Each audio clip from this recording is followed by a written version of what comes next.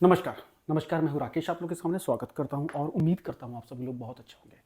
काफ़ी दिनों के बाद आप लोगों से रूबरू होने का मौका मिल रहा है और उम्मीद कर रहा हूँ कि आप लोग अपने लक्ष्यों की ओर लगे हुए होंगे।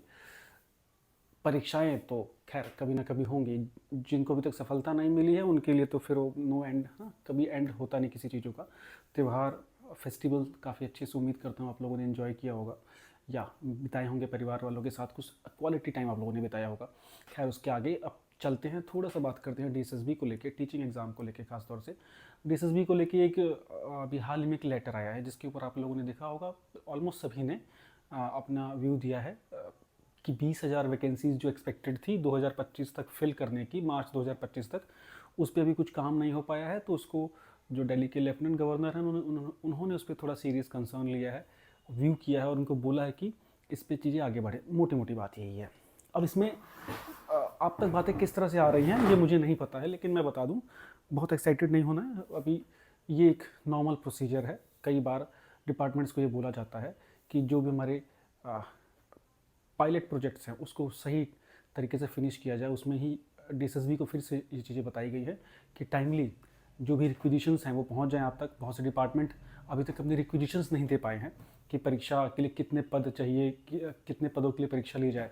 इसलिए जो हमारी एग्ज़ाम बॉडी होती है डीएसएसबी, वो परीक्षा अभी तक नहीं ले पा रही है और अन्य कारण हो सकते हैं। तो खैर ये लेटर जो है पॉजिटिविटी ज़रूर देगा आप लोगों को, चूँकि अगर देखा जाए तो दिसंबर के बाद, और मुझे लगता है जनवरी की शुरुआत में या दिसंबर के लास्ट तक में जो दिल्ली है वो इलेक्शन में चला जाएगा, आचार संहिता भी लग जाएगी उस समय तक। तो उससे पहले अगर कुछ पॉजिटिव चीज़ें आ रही हैं तो अच्छी बात है। परीक्षाएं तभी होंगी ना जब भर्तियाँ आएंगी, तो अगर अभी नहीं आती तो कुछ दिनों बाद तो ज़रूर आएंगी। अब इसको लेकर ना बहुत ज़्यादा ऐसे नहीं कि अपने गोल पोस्ट को शिफ्ट कर लो। आप अभी जिस परीक्षा के लिए आप एलिजिबल हो सारा फोकस उस पर करिए आप लोग। ये परीक्षाएं अभी नहीं तो मार्च में या जब भी आ जाएंगी, कोई बड़ी चीज़ नहीं है। और दिल्ली का इलेक्शन एक महीने में ओवर हो जाएगा, मतलब जनवरी में स्टार्ट होगा तो फरवरी के सेकेंड वीक तक ऑलमोस्ट चीज़ें कंप्लीट हो जाएंगी। तो फॉर्मुलेशन हो जाएगी चीज़ों की।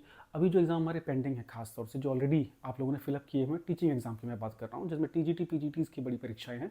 टीजीटी में सोशल साइंस की, हिंदी की और अन्य जो पद हैं, बड़े कोर सब्जेक्ट्स हैं, उसके परीक्षाओं की प्रिपरेशन करिए। मार्च के बाद आपको परीक्षा मार्च के बाद आपको परीक्षाएं देखने को मिलेंगी।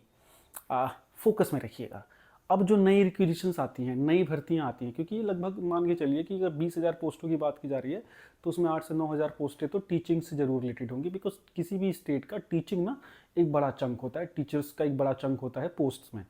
तो हमको और अच्छा मौका मिल जाएगा, फिर और बढ़िया मौका मिल जाएगा। ठीक है, अभी जो सामने एग्ज़ाम लगा है उसको ज़रूर करिए आप लोग। तो टीजीटी हिंदी के लेक्चर्स हमने रेडी कर लिए हैं, वो आपको जल्दी ही मिलने शुरू होंगे। उसके बाद टीजीटी सोशल साइंस पे काम चल रहा है बहुत। इस पूरे साल मैंने बहुत रिलैक्स किया है, बहुत डिजिटल डिटॉक्स जिसे बोलते हैं। टीजीटी सोशल साइंस को लेके खास तौर से सब्जेक्ट और प्लस करंट अफेयर और जीएस को लेके आप लोगों के सामने हाजिर होता रहूँगा और उम्मीद करूँगा कि आप लोग अपने प्रिपरेशन में लगे रहेंगे और अपने अंतिम लक्ष्य तक पहुँचते रहेंगे। टेलीग्राम ग्रुप अगर ज्वाइन नहीं किया है कर लीजिएगा, एम विद राकेश के नाम से सर्च करेंगे मिल जाएगा आपको टेलीग्राम पे। ठीक है, और उस पर भी क्वेश्चन हम डालते रहते हैं। अभी मैं बहुत एक्टिव नहीं था, लेकिन अब उम्मीद करते हैं कि चीज़ें हम लेके आगे बढ़ेंगे और जो टीजीटी और पीआरटी और पीजीटी के जो एग्ज़ाम्स हैं उसको बहुत ज़्यादा फोकस में रखा जाएगा। कुछ केवीएस के ऊपर कुछ कुछ बातें लोग कर रहे हैं, तो उसके ऊपर मैं एक नया लेक्चर आप लोग के लिए लेके आऊँगा, उसमें भी हम इसी प्रकार से डिटेल्ड हम बातें कर लेंगे। तो मैं कहने का मतलब क्या है, अब हम वो एक्साइटेड होने वाली उम्र से निकल चुके हैं, मेरे ख्याल आप भी और हम भी। जो नए बच्चे हैं वो जल्दी एक्साइटेड हो जाते हैं, तो एक्साइटेड नहीं होना है, इस पैशन को बचा के रखना है पढ़ाई के लिए। ये लेटर एक नॉर्मल प्रोसेस है ना, ब्यूरोक्रेसी का, शासन प्रशासन का।